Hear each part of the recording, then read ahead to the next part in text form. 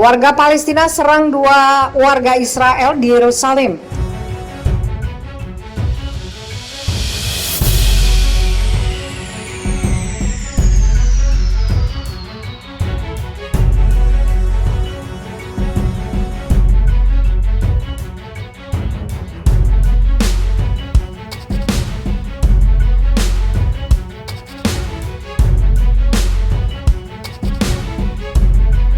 Meski Israel dan milisi Palestina telah sepakat gencatan senjata, penyerangan masih terjadi di Yerusalem.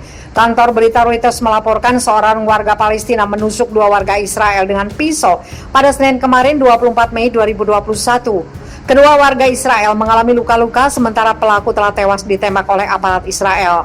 Menurut layanan medis Israel, Magen David Adom, salah satu korban serangan mengalami cedera serius. Ia menderita luka tusuk di bagian atas badannya. Sementara itu, Angkatan Bersenjata Israel melaporkan salah satu korban adalah personilnya.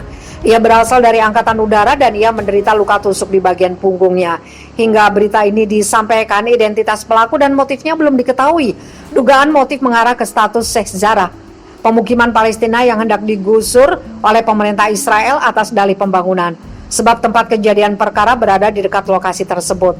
Beberapa hari lalu, status Sheikh Jarrah memicu salah satu ketegangan terparah antara Israel dan Palestina.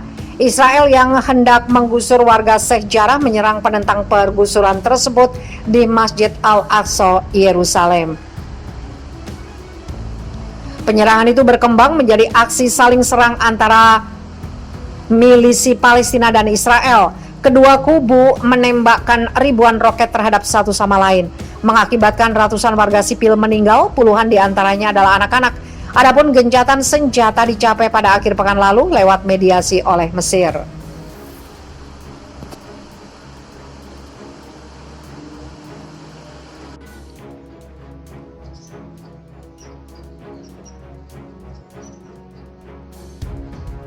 Warga di 5 negara gelar pawai solidaritas dukung Palestina, embargo Israel.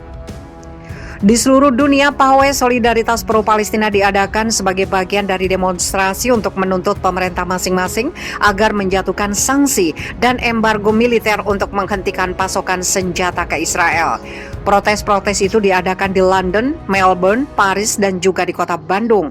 Dikutip dari Al Jazeera, Minggu 23 Mei 2021, berikut adalah beberapa kota yang mengadakan demonstrasi untuk menunjukkan dukungannya terhadap Palestina.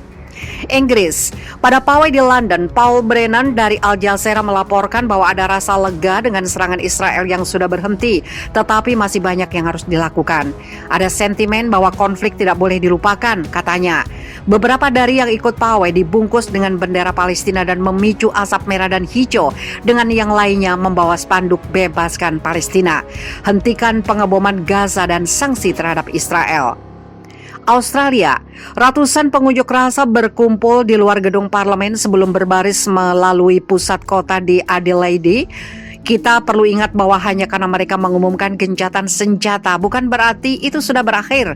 Ini tidak akan pernah berakhir sampai Palestina merdeka, ujar anggota komunitas Palestina Australia Jana Fandi yang menghadiri rapat umum tersebut.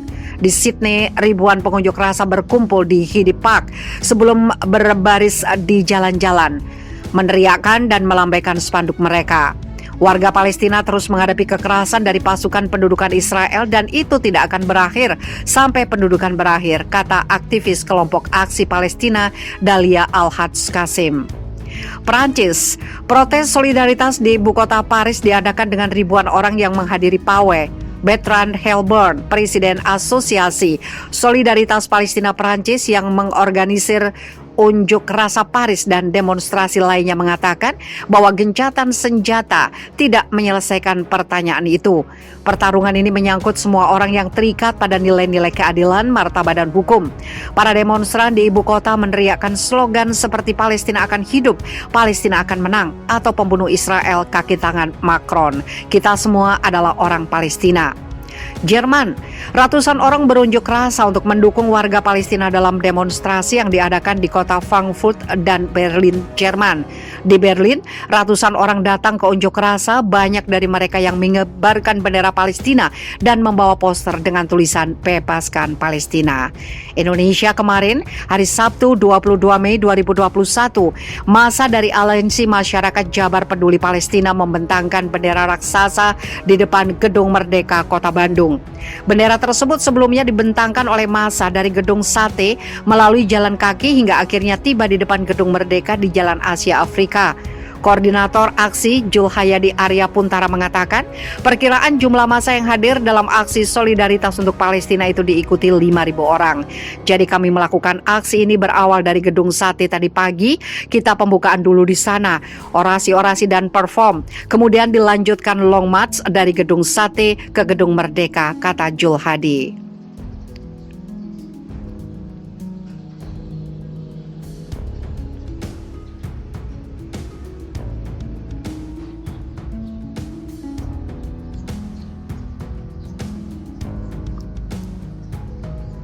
Akhirnya Israel mengakui kekalahannya. Dalam sidang kabinet yang dipimpin oleh Perdana Menteri Benjamin Netanyahu, sejumlah menteri mengecam militernya sendiri yang dituding sebagai biang dari kekalahan Israel melawan milisi Palestina, terutama Mossad sebagai badan intelijennya yang selama ini dibanggakan negara Zionis ini dan dikagumi dunia. Surat kabar Israel, Haaretz, terbitan Sabtu 22 Mei bahkan memberitakan para menteri kabinet Israel yang marah sampai mengeluarkan kata-kata kasar sebagai tidak berguna saat menyalahkan Mossad karena dinilai gagal dalam melaksanakan tugas sesuai target yang telah ditetapkan, sehingga berimplikasi pada kegagalan operasi militer secara keseluruhan. Di antara target yang ditetapkan antara lain menemukan simpul-simpul jaringan terowongan bawah tanah yang berada di bawah wilayah Gaza yang menjadi lubang perlindungan, sekaligus gudang senjata para pejuang milisi Palestina. Kemudian, tidak berfungsinya pasukan komando yang telah dipersiapkan untuk membunuh Yahya Sinwar, pemimpin politik milisi Palestina di Gaza, dan Mohammed Deif yang menjadi komandan lapangan Brigade Izzuddin Al-Qassam sebagai sayap militer milisi Palestina. Menteri Pertahanan Benny Gantz bahkan mematok target tambahan terkait obsesinya untuk mengambil paksa dua mayat tentara Israel, yaitu Hadar Goldin dan Oren Saul yang gugur saat perang antara Israel melawan milisi Palestina tahun 2014. Sampai saat ini dua jenazah tentara muda ini masih ditahan milisi Palestina. Berkali-kali telah dilakukan negosiasi untuk pemulangannya, tapi belum ada titik temu. Selain itu, milisi Palestina juga masih menyandra dua warga Israel bernama Avera Mengitsu dan Hisham Al-Sayed yang memasuki Gaza tanpa tujuan yang jelas.